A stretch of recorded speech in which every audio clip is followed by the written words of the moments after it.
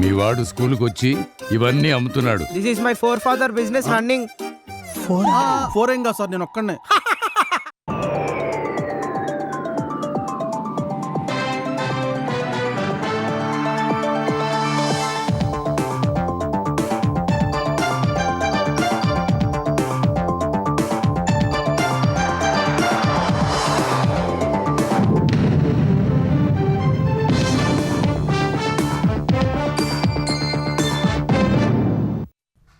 నమస్కారం, ఈటీవీ న్యూస్కు స్వాగతం. ముఖ్యాంశాలు. ఎల్నినో వేళ పట్టిసీమ కృష్ణా డెల్టాను ఆదుకుంటోందన్న చంద్రబాబు. పవిత్ర సంగమం వద్ద జలహారతి ఇచ్చిన ముఖ్యమంత్రి.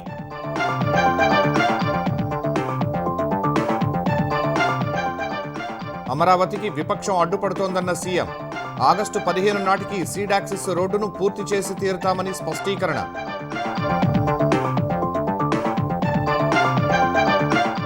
కడప జిల్లాలో దాల్మియా సిమెంట్స్ 2వ యూనిట్కు లోకేష్ శంకుస్థాపన. ఉద్యోగ అవకాశాలను యువత అందుకోవాలని పిలుపు.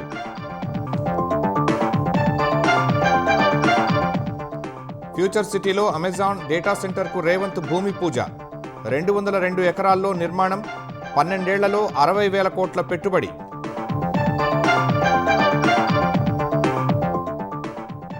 దేశ జీడీపీలో తెలంగాణ వాటాను 10% చేర్చడమే లక్ష్యమన్న రేవంత్. ఫ్యూచర్ సిటీలో మరిన్ని పెట్టుబడులకు ఆహ్వానం. పాలమూరు రంగారెడ్డి పథకం వెటరన్ రైతులు బీఆర్ఎస్ విజయమన్న కేటీఆర్. కన్నేపల్లి మోటార్లను కూడా ఆన్ చేయాలని డిమాండ్.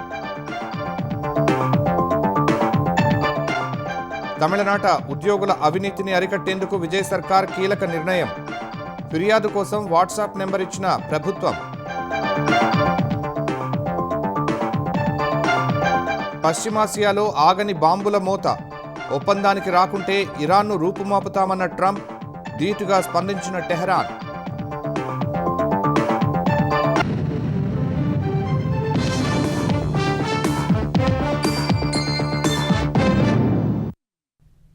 ఎల్నినో ప్రభావంతో వర్షాభావ పరిస్థితులు నెలకొన్న వేళ పట్టిసీమ కృష్ణా డెల్టాను ఆదుకుంటోందని ముఖ్యమంత్రి చంద్రబాబు చెప్పారు. పట్టిసీమ విషయంలో వైసీపీ నేతలు ఎన్ని విమర్శలు చేసినా పట్టించుకోకుండా ముందుకు వెళ్లడం వల్లే ప్రస్తుతం లక్షలాది ఎకరాలకు సాగునీరు అందిస్తున్నామని చెప్పారు. అమరావతి విషయంలోనూ వైసీపీ నేతలు అడ్డంకులు సృష్టిస్తూనే ఉన్నారని మండిపడ్డారు. పట్టిసీమ ద్వారా ఎత్తిపోసిన గోదావరి నీళ్లు ఎన్టీఆర్ జిల్లా ఇబ్రహీంపట్నం పవిత్ర సంగమం వద్ద కృష్ణానదిలో కలిసిన వేళ సీఎం చంద్రబాబు జలహారతి ఇచ్చారు. పంచెకట్టులో ఘాట్ వద్దకు చేరుకున్న సీఎం కృష్ణమ్మకు జలహారతి ఇచ్చి సారె సమర్పించారు. కృష్ణా గోదావరి సంగమం వద్ద ప్రత్యేక పూజలు చేశారు. ఈ సందర్భంగా ఘాట్లను పరిశుభ్రంగా ఉంచాలన్న సీఎం మెరుగైన వసతులు కల్పించి భక్తులకు ఇబ్బందులు కలగకుండా చర్యలు చేపట్టాలని ఆదేశించారు.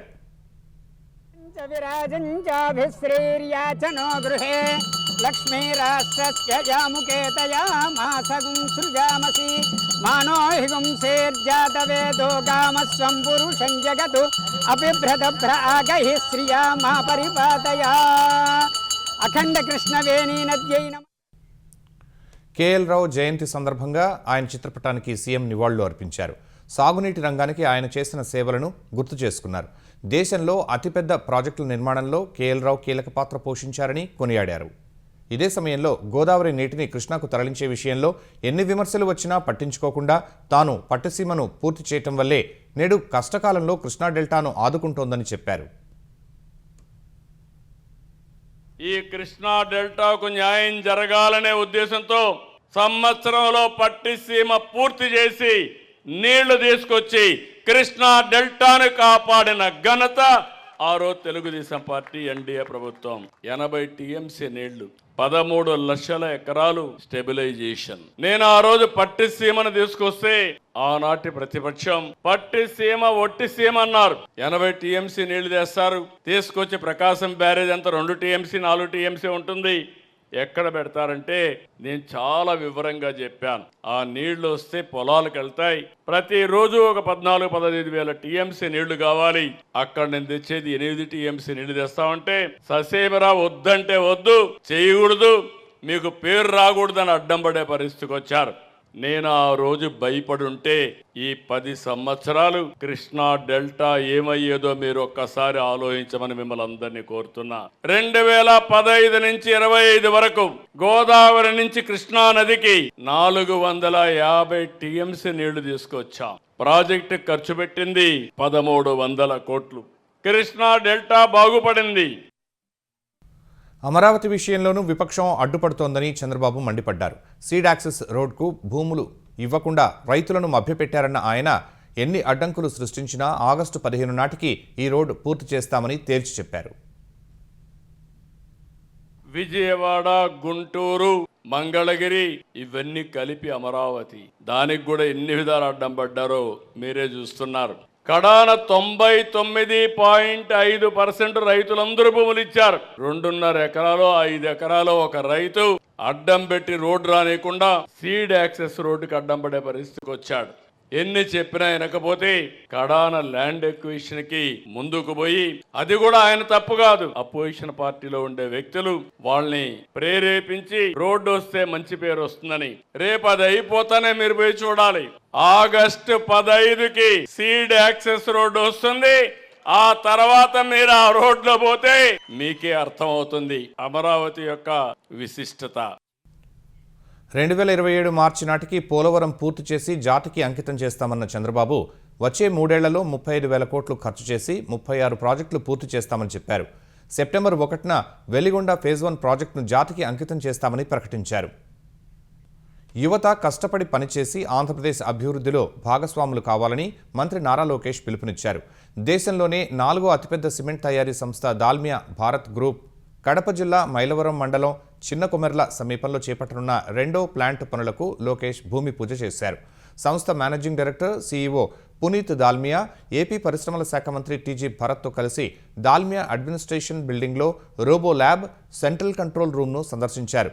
కార్మికులను పలకరించి వారితో కలిసి సెల్ఫీ దిగారు. అనంతరం పునీత్ దాల్మియాతో కలిసి ప్లాంట్ విస్తరణ పనులకు మంత్రి భూమి పూజ చేసి శిలాఫలకాన్ని ఆవిష్కరించారు.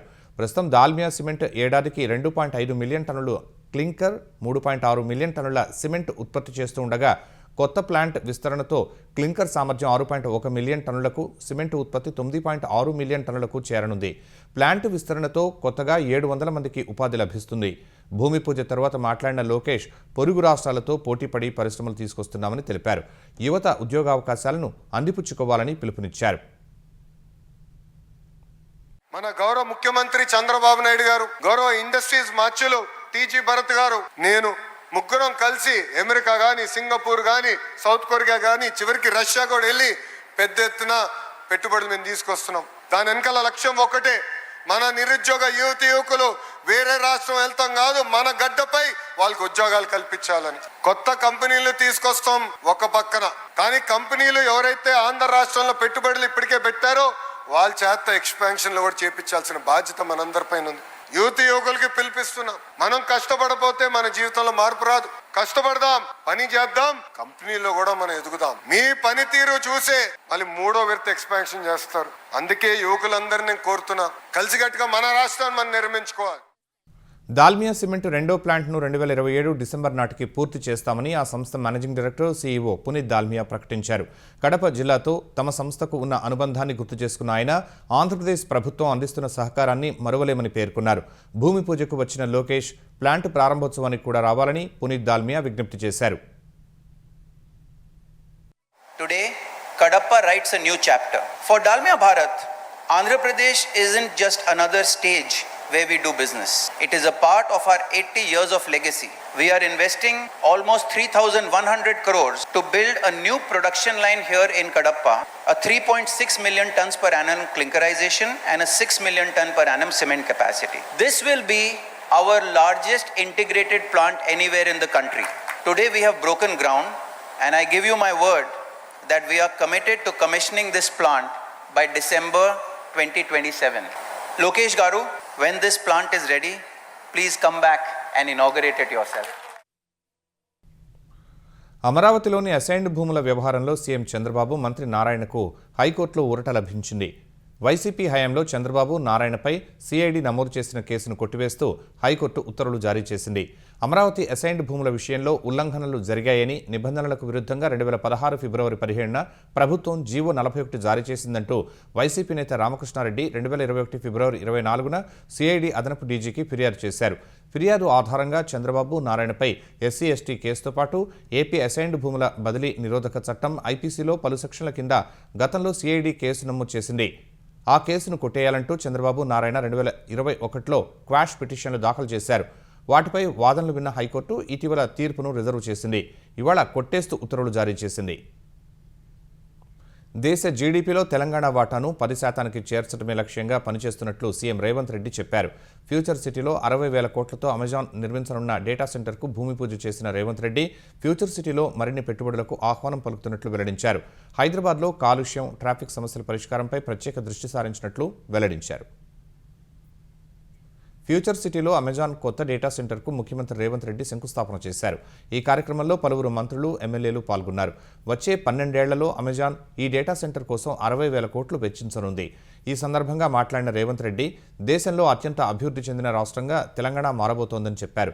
అమెజాన్ డేటా సెంటర్ ఫ్యూచర్ సిటీలో ప్రముఖ పాత్ర పోషిస్తుందని విశ్వాసం వ్యక్తం చేశారు. ఫ్యూచర్ సిటీకి మరిన్ని పెట్టుబడులను ఆహ్వానిస్తున్నామని చెప్పిన ఆయన అత్యంత అధునాతన నగరంగా ఫ్యూచర్ సిటీని నిర్మిస్తున్నామని వివరించారు. 2047 నాటికి $3 ట్రిలియన్ ఎకానమీ లక్ష్యం చేరుకుంటామని ధీమా వ్యక్తం చేసిన సీఎం దేశ జీడీపీలో తెలంగాణ వాటా 10% ఉండాలని లక్ష్యంతో పనిచేస్తున్నట్లు పేర్కొన్నారు. Pure, rare. These three combination is Telangana Rising 2047. This is what our vision. This is what our dream. Through our dream, we wanted to reach by 2034 $1 trillion economy. By 2047, we wanted to reach $3 trillion economy, 10% of the GDP of this country. All I need is your support. ముఖ్యంగా ఈ ప్రాంత రైతులను మనస్ఫూర్తిగా నేను అభినందిస్తున్నా. ముందుకొచ్చి వేలాది ఎకరాల భూమిని రీజనల్ రింగ్ రోడ్ అభివృద్ధి కోసం, రేడియల్ రోడ్స్ అభివృద్ధి కోసం ఈ ప్రాంత రైతులు చేస్తున్న త్యాగాన్ని రాష్ట్ర ప్రభుత్వం ఎప్పటికీ గుర్తుపెట్టుకుంటుంది. ఈ అమెజాన్ డేటా సెంటర్ రాబోయే రోజుల్లో ఈ భారత్ ఫ్యూచర్ సిటీలో ఒక స్టెప్పింగ్ స్టోన్ గా పనిచేయబోతుంది. తద్వారా ఎక్కడైతే అమెజాన్ ఉంటుందో దాని చుట్టూతా మిగతా chain developments, investment supplier, chain suppliers అందరు కూడా ఇక్కడికి వస్తారు. హైదరాబాద్లో కాలుష్యం, ట్రాఫిక్ సమస్యలపై ప్రత్యేక దృష్టి పెట్టామన్న రేవంత్ రెడ్డి 3,000 ఆర్టీసీ బస్సులను ఈవీగా మారుస్తున్నామని, 2 లక్షల ఆటోలను కూడా ఈవీలుగా మార్చేలా కృషి చేస్తున్నట్లు గుర్తు చేశారు. గొప్ప నగరంగా మారాలని మూసీ ప్రక్షాళన, మెట్రో విస్తరణ చేపట్టామని వివరించారు. ఔటర్ రింగ్ రోడ్డు లోపల 1,34,00,000 జనాభా ఈ రోజు నివసిస్తున్నారు. మరి వాళ్ళందరికీ మౌలిక వసతులతో పాటు ఉద్యోగ ఉపాధి అవకాశాలు కల్పించాలి అని అంటే, ప్రజలు అక్కడ నివసించాలి అంటే ఆ ప్రాంతాన్ని కాలుష్య రహిత నగరంగా తీర్చిదిద్దాలి. కాలుష్య రహిత నగరంగా తీర్చిదిద్దాలి అంటే నగరంలో ఉన్న పరిశ్రమలను తరలించాల్సిన అవసరం ఉన్నది. నగరంలో మూసీని ప్రక్షాళన చేసుకోవాల్సిన అవసరం ఉన్నది. నగరంలో మెట్రో విస్తరణ చేసుకోవాల్సిన అవసరం ఉన్నది. తెలంగాణ రాష్ట్రంలో ఎవరు ఈవీ వెహికల్ కొనుక్కున్నా జీరో ట్యాక్స్. రాష్ట్ర ప్రభుత్వం ఆదాయం కోల్పోయినా హైదరాబాద్ నగరాన్ని అంతర్జాతీయ స్థాయిలో నివసించే నగరంగా తీర్చిదిద్దడానికి ప్రభుత్వం ముందుకు వచ్చింది. ఈ రోజు ఢిల్లీలో ఉన్న కాలుష్యం చూసి, ముంబైలో ఉన్న వరదలను చూసి, బెంగళూరులో ఉన్న ట్రాఫిక్ జామ్లను చూసి, చెన్నైలో ఉన్న సమస్యల్ని మీరు చూసి, ఈ మెట్రోపాలిటన్ నగరాలను చూసిన తర్వాత హైదరాబాద్ నగరాన్ని కూడా వాటిలాగా తయారు చేస్తే రేపు భవిష్యత్ తరాలకు మనకు అన్యాయం చేసిన వాళ్ళు అవుతాం.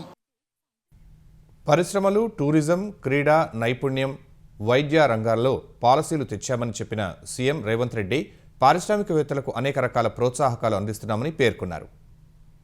పాలమూరు రంగారెడ్డి ఎత్తిపోతల పథకం, పంపుల వెటరన్ రైతులతో కలిసి బీఆర్ఎస్ సాధించిన విజయమని ఆ పార్టీ కార్యనిర్వాహక అధ్యక్షుడు కేటీఆర్ అన్నారు. బీఆర్ఎస్ పోరాటాల ఫలితంగానే పాలమూరు రంగారెడ్డి ప్రాజెక్టులో కీలకమైన నార్లాపూర్లో జలగర్జన అని పేర్కొన్నారు. అన్నదాతల పక్షాన గులాబీ సైనికులు అలు పెరగకుండా అన్ని వైపులా ఒత్తిడి పెంచడంతోనే సీఎం రేవంత్ రెడ్డి దిగిరాక తప్పని పరిస్థితి ఏర్పడిందని అన్నారు. దశాబ్దాల పాటు దగాపడ్డ దక్షిణ తెలంగాణను సస్యశ్యామలం చేయాలని కేసీఆర్ సమున్నత సంకల్పం నేటికి ఏమాత్రం చెక్కు చెదరలేదని, పాతాళం నుంచి నీటిని ఎత్తిపోస్తున్న ఈ దృశ్యాలే సగర్వంగా చాటి చెబుతున్నాయని పేర్కొన్నారు. అదేవిధంగా కన్నేపల్లి మోటార్లు కూడా స్విచ్ ఆన్ చేసి సీఎం రేవంత్ రెడ్డి ఇప్పటికైనా పాప ప్రక్షాళన చేసుకోవాలని కేటీఆర్ తెలిపారు. తెలంగాణలో ప్రజలకు నాణ్యమైన ఆహారం, సురక్షితమైన ఔషధాలను అందించేందుకు తమ ప్రభుత్వం కట్టుబడి ఉందని ఆరోగ్య శాఖ మంత్రి దామోదర్ రాజనరసింహ తెలిపారు. ఆహార భద్రత విషయంలో సీఎం రేవంత్ రెడ్డి ప్రత్యేక దృష్టి పెట్టారని, ఫుడ్ సేఫ్టీ వ్యవస్థను మరింత బలోపేతం చేస్తున్నామన్నారు. ఈ మేరకు సచివాలయంలో సమీక్ష నిర్వహించిన మంత్రి ఫుడ్ సేఫ్టీ, డ్రగ్ కంట్రోల్ విభాగాలు విడివిడిగా పనిచేస్తుండటం వల్ల క్షేత్రస్థాయి ఇబ్బందులను పరిష్కరించాల్సిన అవసరం ఉందన్నారు. సిబ్బంది కొరత, తనిఖీల నిర్వహణలో ఇబ్బందులు, ప్రయోగశాలల సామర్థ్యాన్ని మరింత పెంచాలని, కేసుల విచారణ, చట్టపరమైన చర్యలు వేగంగా పూర్తయ్యేలా వ్యవస్థను బలోపేతం చేయాలని తెలిపారు. 2 విభాగాలను ఇంటిగ్రేట్ చేయటం ద్వారా తనిఖీలు, శాంపిల్ సేకరణ, ల్యాబ్ పరీక్షలు, ఇంటెలిజెన్స్ ఎన్ఫోర్స్మెంట్, చట్టపరమైన చర్యలు మరింత వేగంగా సమర్థంగా చేపట్టవచ్చని అధికారులు ప్రజెంటేషన్ ద్వారా మంత్రికి వివరించారు. కల్తీ ఆహారం, నాసిరకం, నకిలీ మెడిసిన్స్ తయారీ, నిల్వ విక్రయాలపై కఠిన చర్యలు తీసుకునేందుకు ఈ విధానం ఉపయోగపడుతుందన్నారు. అధికారుల ప్రతిపాదనలను సమగ్రంగా పరిశీలించి తెలంగాణకు అనువైన కార్యాచరణ ప్రణాళికను సిద్ధం చేయాలని ఆరోగ్య శాఖ ప్రిన్సిపల్ సెక్రటరీని మంత్రి ఆదేశించారు. ఫుడ్ టెస్టింగ్ ల్యాబ్లను ఆధునీకరించడం సహా రీజనల్ ల్యాబ్ ఏర్పాటు అంశం పరిశీలించాలని సూచించారు.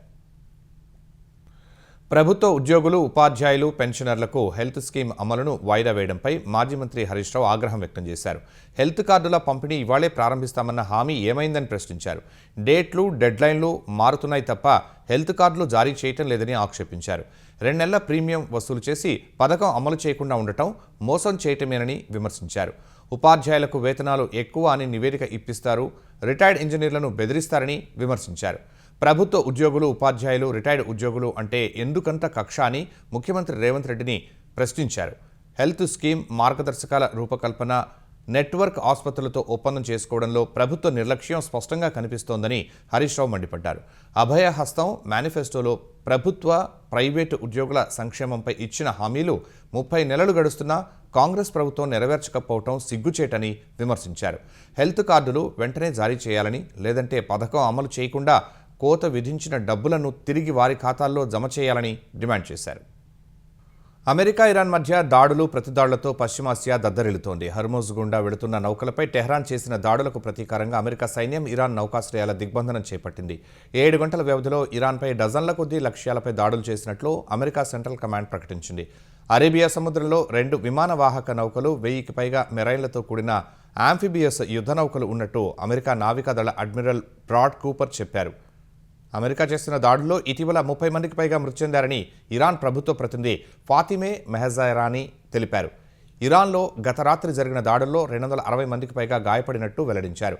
అహ్వాజ్ నౌకాశ్రయ నగరం, బందర్ అబ్బాస్లలో పేలుళ్లు జరిగినట్లు ఇరాన్ ప్రభుత్వ మీడియా వివరించింది. అమెరికా దాడులకు ప్రతీకారంగా బహ్రెయిన్, కువైట్పై ఐఆర్జీసీ దళాలు క్షిపణులతో విరుచుకుపడ్డాయి.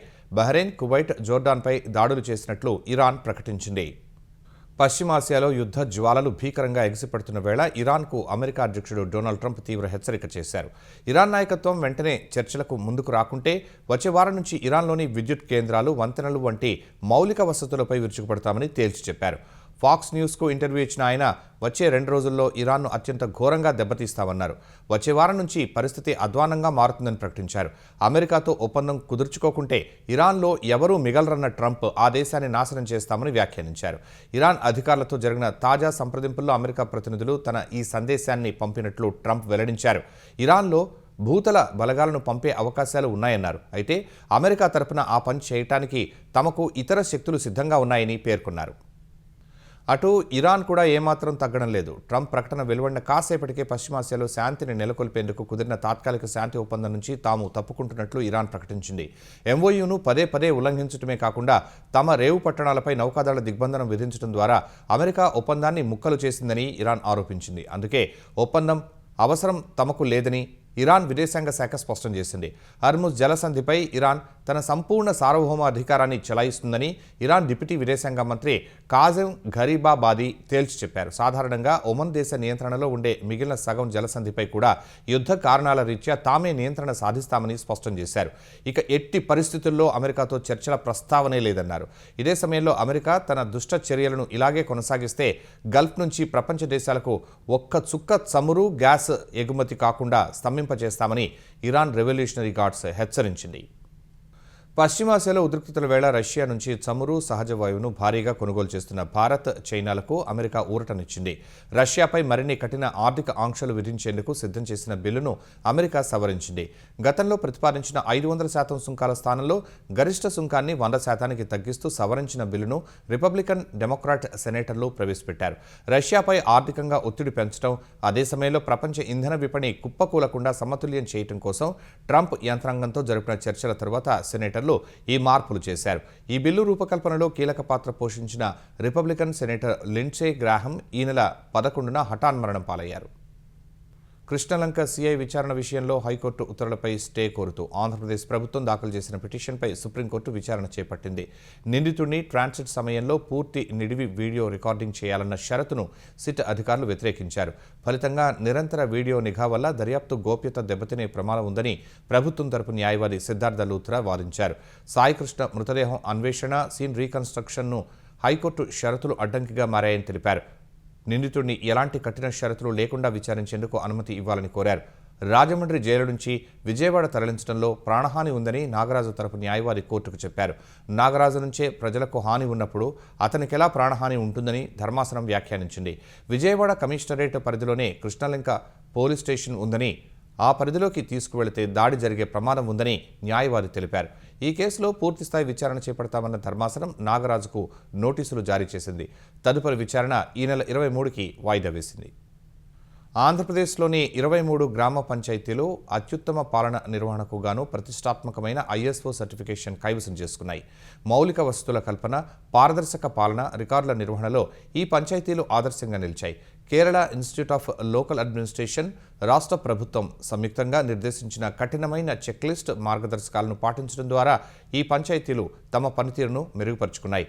ప్రజల నుంచి ఎప్పటికప్పుడు ఫీడ్బ్యాక్ సేకరించడం ద్వారా సేవల నాణ్యతను మెరుగుపరుచుకుంటూ వచ్చాయి. ఈ అంశాలను విశ్లేషించిన అనంతరం 23 గ్రామ పంచాయతీలు తొలిదశ ISO సర్టిఫికేషన్ పొందాయి.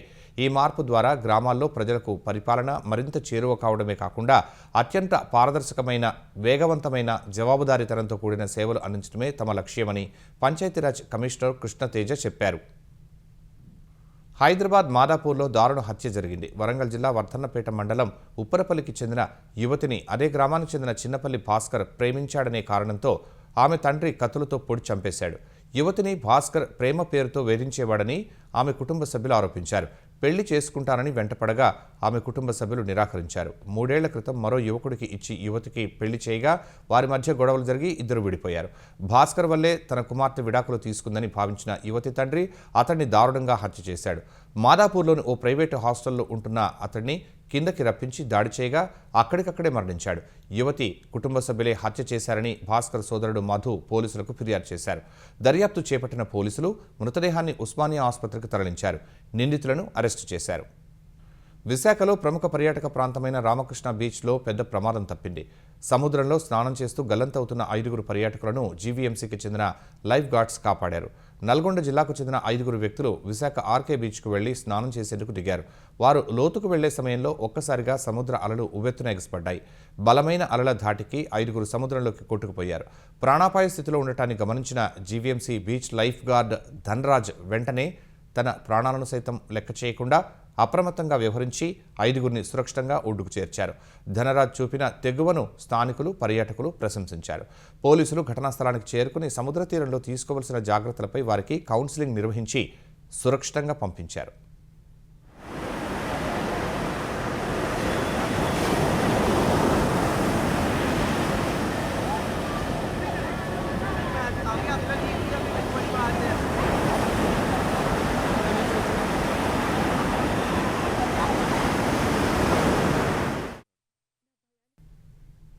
తమిళనాడులో ఉద్యోగుల అవినీతిని అరికట్టేందుకు విజయ్ సర్కార్ మరో కీలక నిర్ణయం తీసుకుంది. ప్రభుత్వ కార్యాలయాల్లో ఎవరైనా లంచం అడిగితే తక్షణమే ఫిర్యాదు చేసేందుకు వాట్సాప్ నెంబర్ అందుబాటులోకి తెచ్చింది. ఎవరైనా లంచం అడిగితే 9491800936 అనే వాట్సాప్ నెంబర్కు ఫిర్యాదు చేయాలని విజయ్ సర్కార్ ప్రజలకు సూచించింది. లంచం ఇవ్వడం, తీసుకోవటం రెండూ నేరమని స్పష్టంగా రాసి ఉన్న నోటీస్ బోర్డులను ప్రజలకు కనిపించేలా అన్ని ప్రభుత్వ కార్యాలయాల్లో తప్పనిసరిగా ప్రదర్శించాలని అధికారులను ఆదేశించింది. ఆ బోర్డుల్లో వాట్సాప్ నెంబర్ ఉండాలని తెలిపింది. అన్ని ప్రభుత్వ శాఖల అధికారిక వెబ్సైట్లలో WhatsApp number, vigilance and anti corruption విభాగం పోర్టల్ లింకును తప్పనిసరిగా ఉంచాలని తమిళనాడు ప్రభుత్వం స్పష్టం చేసింది. ఇదే సమయంలో ఆకస్మిక తనిఖీలు నిర్వహించేందుకు జిల్లా కలెక్టరేట్లలో ప్రత్యేక బృందాలు ఏర్పాటు చేయనున్నట్టు తెలిపింది. ఈ నూతన విధానంతో సామాన్య ప్రజలు అవినీతిపై ధైర్యంగా ఫిర్యాదు చేసే అవకాశం కలుగుతుందని, పారదర్శక పాలన అందుతుందని టీవీకే ప్రభుత్వం భావిస్తోంది. మణిపూర్లో మరోసారి ఉద్రిక్తత చోటు చేసుకుంది. సేనాపతి జిల్లాలో అస్సాం రైఫిల్స్ శిబిరంపై ఒక వర్గానికి చెందిన అల్లరి మూకలు దాడికి తెగబడ్డాయి. రాళ్లు రువ్వడమే కాకుండా క్యాంప్ వెలుపల 3 సైనిక వాహనాలకు నిప్పంటించాయి. మకుయి లాంగ్డీ ప్రాంతంలో ఆయుధాలతో కొందరు మిలిటెంట్లు సంచరిస్తున్నారనే సమాచారంపై అస్సాం రైఫిల్స్ బలగాలు గాలింపు చర్యలు చేపట్టాయి. ఈ గాలింపునకు వ్యతిరేకంగా స్థానికులు, మహిళలు అడ్డుకున్నారు. తరువాత రాత్రి 9:30 గంటల ప్రాంతంలో పెద్ద సంఖ్యలో తరలివచ్చిన ఆందోళనకారులు నాగా తాపు ప్రాంతంలోని అస్సాం రైఫిల్స్ క్యాంపుపై దాడికి దిగారు. ఒక వాహనానికి నిప్పంటించి 2 పెద్ద సైనిక ట్రక్కులను బోల్తా కొట్టించారు.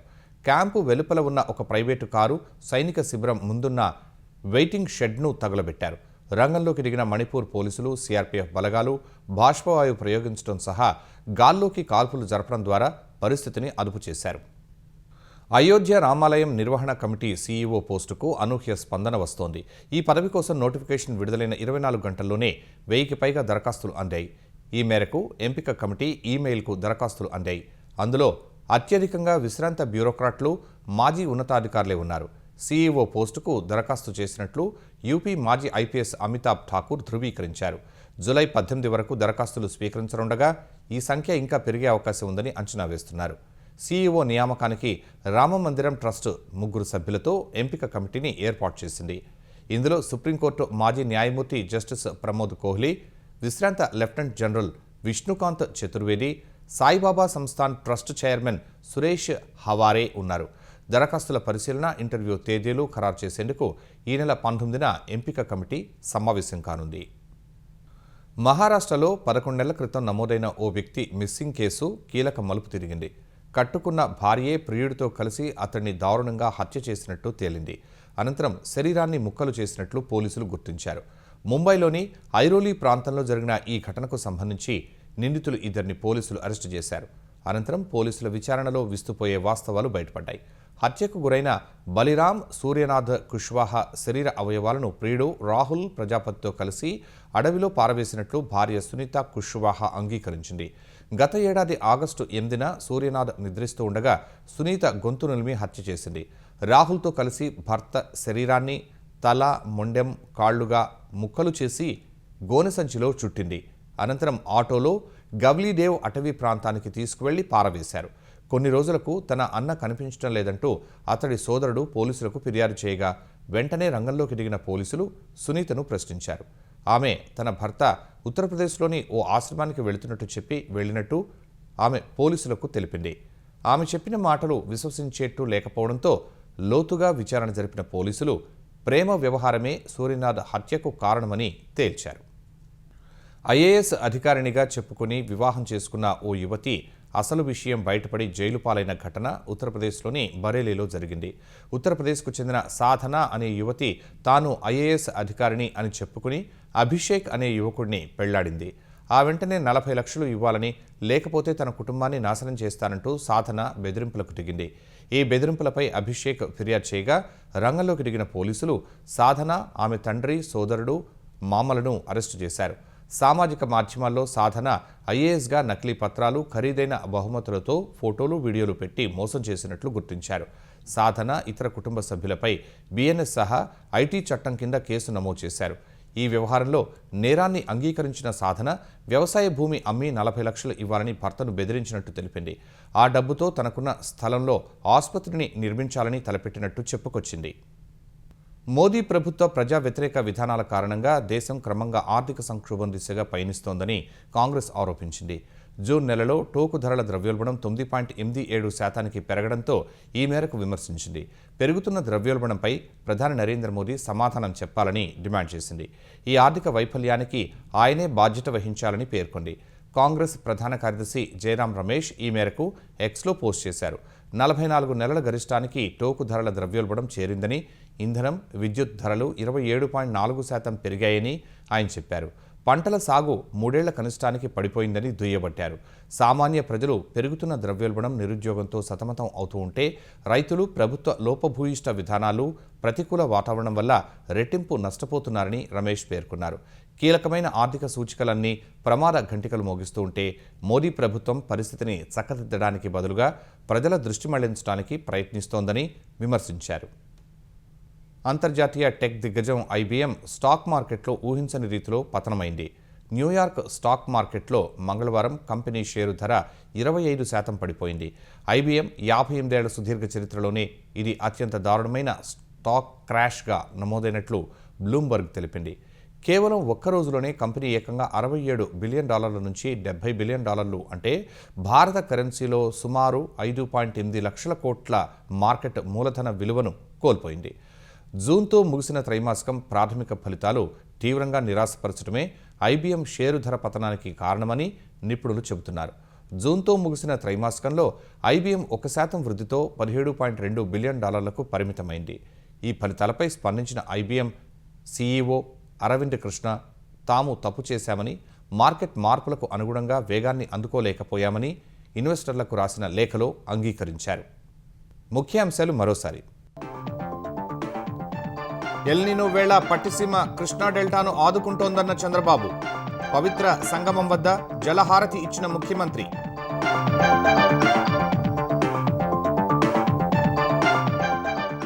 అమరావతికి విపక్షం అడ్డుపడుతోందన్న సీఎం. ఆగస్టు 15 నాటికి సీడాక్సిస్ రోడ్డును పూర్తి చేసి తీరుతామని స్పష్టీకరణ.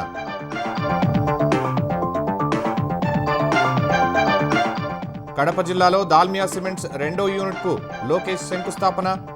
ఉద్యోగ అవకాశాలను యువత అందుకోవాలని పిలుపు.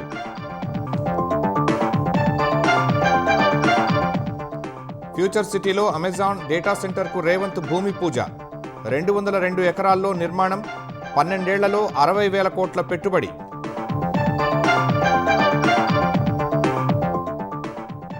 దేశ జీడీపీలో తెలంగాణ వాటాను 10% చేర్చడమే లక్ష్యమన్న రేవంత్. ఫ్యూచర్ సిటీలో మరిన్ని పెట్టుబడులకు ఆహ్వానం. పాలమూరు రంగారెడ్డి పథకం వెటరన్ రైతులు బీఆర్ఎస్ విజయమన్న కేటీఆర్. కన్నేపల్లి మోటార్లను కూడా ఆన్ చేయాలని డిమాండ్.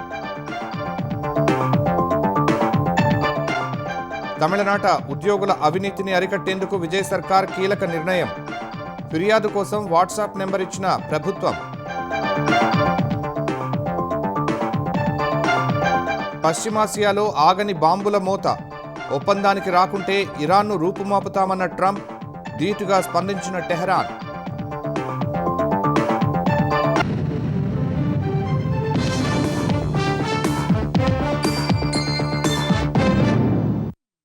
ఈటీవీ న్యూస్ సమాప్తం. నమస్కారం.